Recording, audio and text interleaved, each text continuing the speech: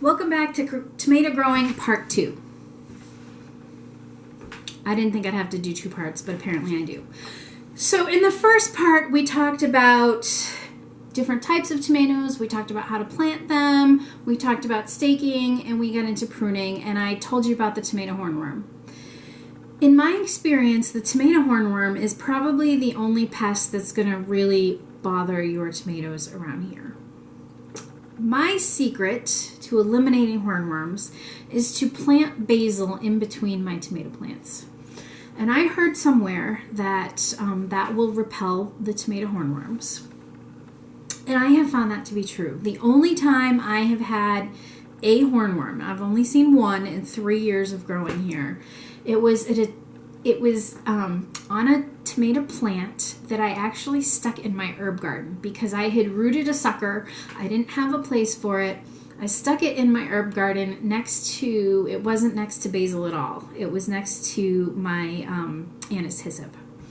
And so I did have a tomato hornworm on that plant. But all of the plants that were in the garden that had basil in between them were fine. So I don't know that there's any absolute scientific study that shows basil prevents hornworms, but that's where I'm growing my basil from here on out because I think it worked for me. So there's a little hint for you. All right, so pests on tomatoes, easily controllable around these here parts. What is not so controllable is all of the bacteria and soil-borne diseases that I mentioned in the first video. I'm going to show another picture from the Epic Tomatoes book. This right here is a problem that I have all the time. You'll see these little black or brown spots, and then the leaves turn yellow. And so it could be early blight, it could be leaf spot, it doesn't really matter what it is. It could be, if it's just yellow and no brown spots, it could be the leaves are just old. So what I do is I immediately remove those leaves off of the tomato plant and I take them away. I don't put them in the compost pile, I take them out because they're diseased and I don't want to mess with it. So let's be real. Come the middle part of September is when it starts really looking bad out there on my tomatoes. They're still producing, but the plants have had so many yellow leaves on them that they're completely defoliated. And it's okay. It does not harm the tomatoes. It doesn't affect their fruits.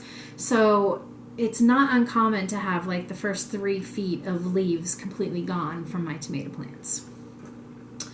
Another problem that is common is called blossom end rot. Now, this is much more common in the paste tomatoes. For me, it's the San Marzanos and the Romas. The Amish pastes were pretty good. I don't remember having any blossom end rot problems with them. But what happens is the tomatoes will get this brown, rotten, gross spot where their blossom was. And so if you see that, first of all, I take the tomato off the plant and get rid of it. A lot of people will say it's due to lack of calcium. So yes, the plant is not getting calcium, but it's usually not because there's a lack of calcium in your soil. Usually it's because your watering isn't consistent, and that's what causes the blossom end rot.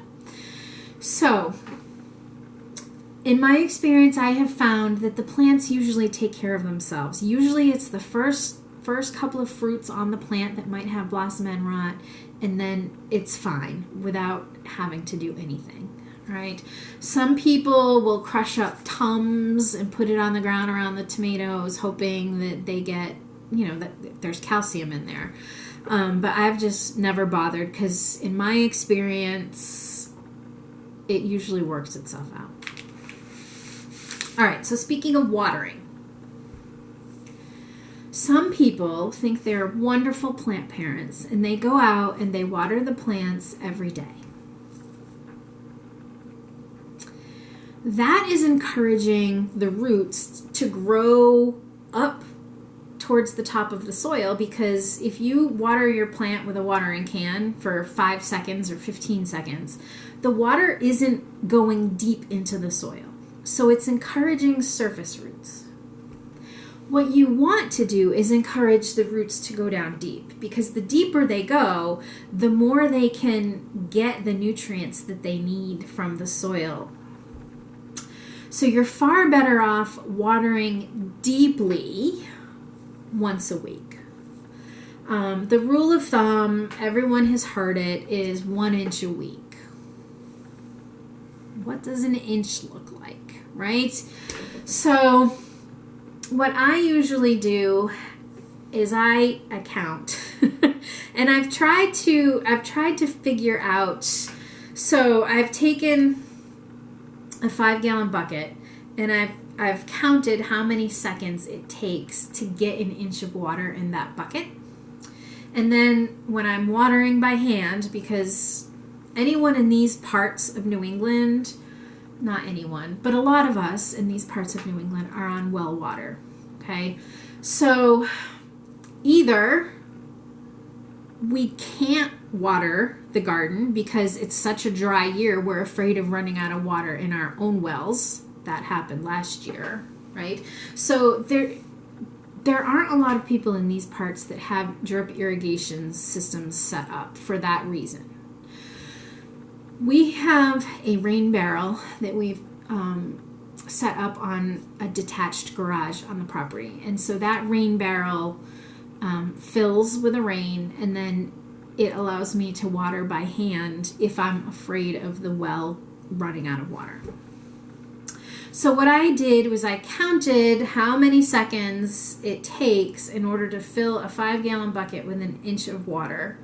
And that kind of gives me an idea of how long I should water each plant for. And so I drag the hose in my wand.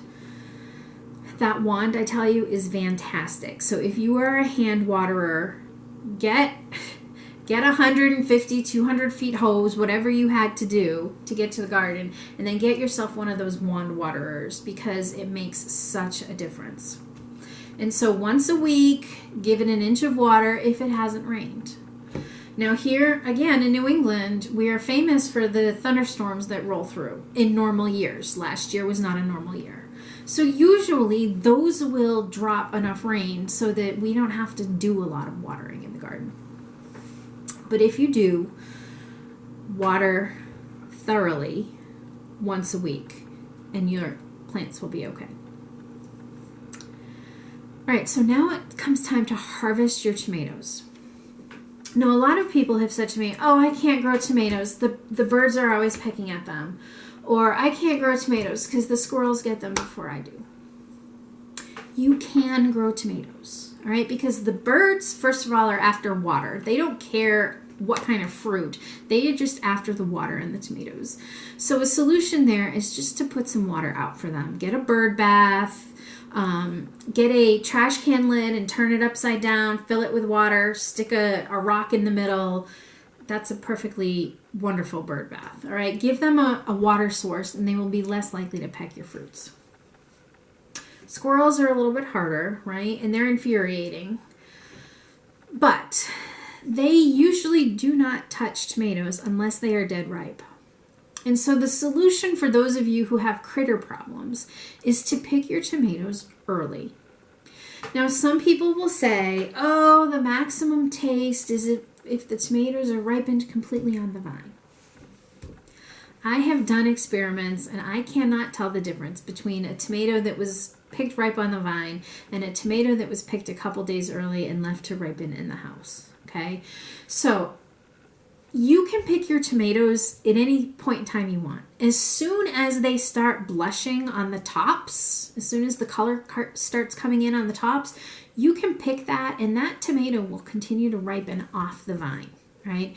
So what I will do is if I know that we're in for rain, I will go out and I will harvest every tomato that has started blushing. And that's because I don't want my tomatoes to split, right? That's another common problem, that once we get a lot of rain, the tomato skins split. And so if you want to prevent that, pick the tomatoes before the rain comes, right? All right, so that's harvesting. I wanted to talk to you about my favorite varieties of tomatoes in case you're looking for a place to start. If you want to can your tomatoes, then you want to think about determinate varieties. Roma is very popular.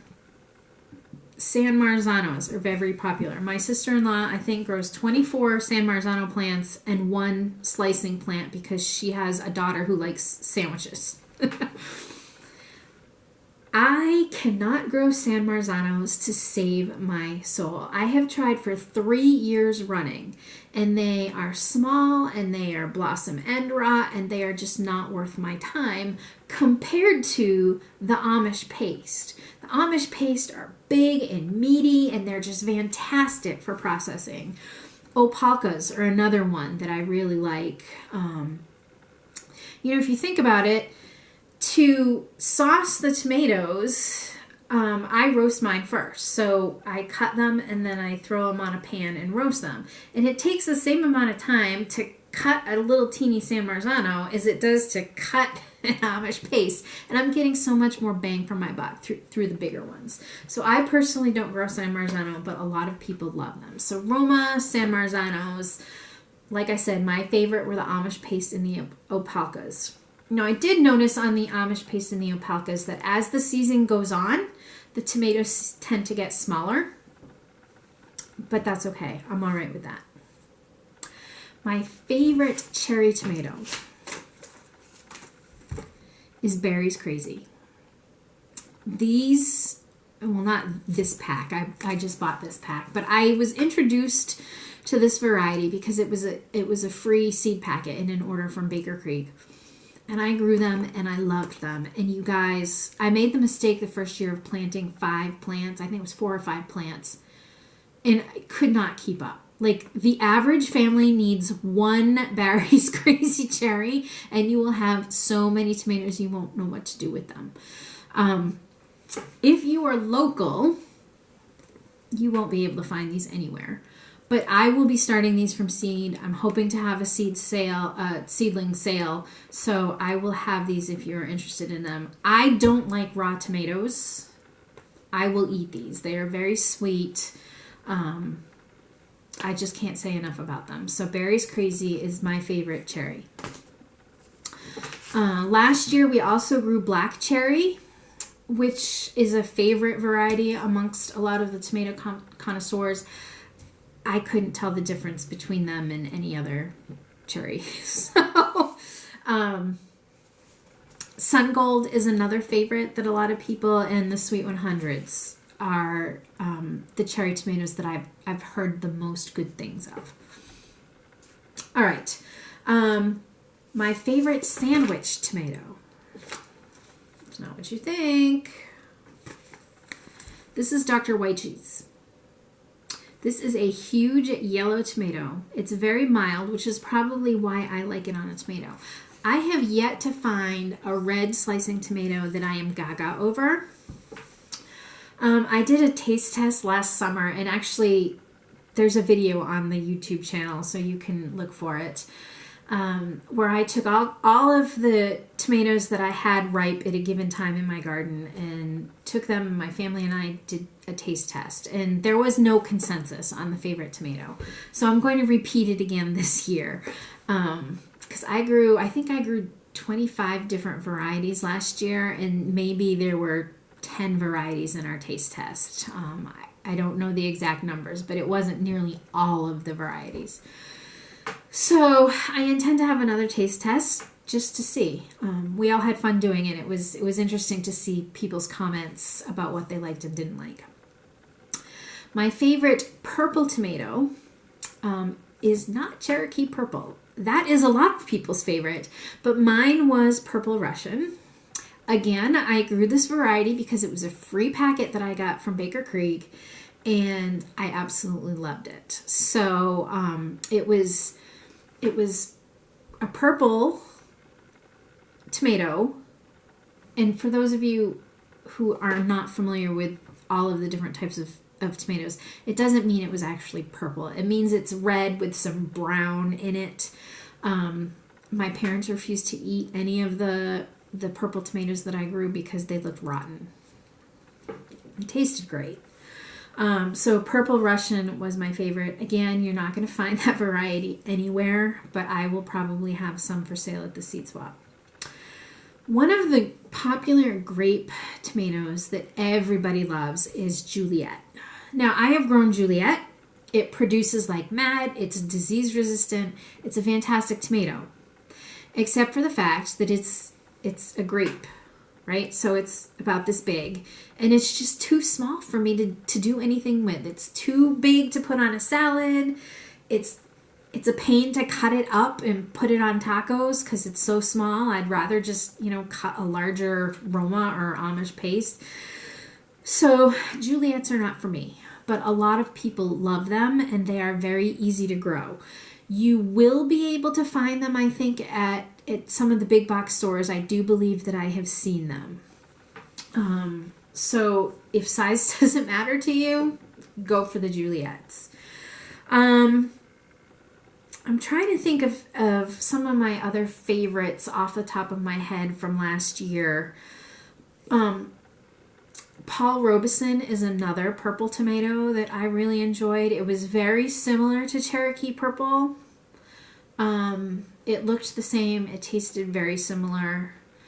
Again, you're not going to be able to find it. You probably will be able to find Cherokee Purple. Some of the more well-known heirlooms are now easier to find at big box stores and nurseries. German Johnson's made a great sandwich. That was not as prolific as I would hope, and it was kind of prone to disease. But they taste great, and those you might be able to find as well. Mortgage lifters are another heirloom that people have had good luck with. I have never grown them. They're on my list, but not this year. Too many others ahead of it. So experiment, see what you like, grow a different couple different types, and keep notes. Very important to keep a garden journal so that you can write it all down and you can know, yes, this was a great tomato for me, or no, this was not. I have watched countless YouTube videos on tomatoes, tomato taste tests, and it gives you a good idea of what some people like and what does well for some people. But what does well in the South is not going to necessarily do great here in New England, and what does great here in New England is not going to necessarily do well in the South. I will tell you that one of the tomatoes that produced all season long for me is called I think it's pronounced Stupiczka. It's Stupice. So you would read it as Stupice, but that's not how it's spelled. It's an early tomato, and it produced well for me. Again, it was on the smaller side. It was a little bigger than Juliet's, but it was on the small side. And the Moskvich tomatoes are another one that come on early and will produce all season long. They weren't my favorite taste-wise, but they might be yours. So give them a try if you were looking for an easy tomato to grow that comes on early. All right, I think that's all I have for now. Like I said in the last one, if you have any questions, shoot me an email. If you want to follow along for the journey, subscribe to the YouTube channel or give us a follow on Instagram. And I'll be talking about the varieties that I'm growing. I'll be putting pictures up when it's time for that so that you can see what the different tomatoes look like. Like I said, I never used to eat raw tomatoes. I still don't love them. But I love processing them. We love salsa. We eat a lot of salsa. Tomato sauce I have coming out my ears because, like I mentioned, last year was such a great year for it. I don't have to make tomato sauce this year because I made so much last year. So this is kind of a tomato year for me to just plant what I like and see what happens. And so a lot of them are going to be the dwarfs because I've never grown them before, and some new varieties that were recommended by Craig LaHoulier in his book. Speaking of Craig LaHoulier, he is on Instagram as NC Tomato Man. And so you will learn a lot. He goes live on Fridays during the growing season, and you can go to his Instagram channel and watch Instagram TV. If you are a newbie, you may be overwhelmed because he is breeding his own. He's hand pollinating and crossing tomatoes. And he's doing a lot of things I would never think of doing. So don't let it overwhelm you. But if you are passionate about tomatoes, he's the man to follow. All right, with that, I will say it won't be long now. A couple more months and the tomato plants will be out and we can start dreaming of our harvests. Until then, happy growing.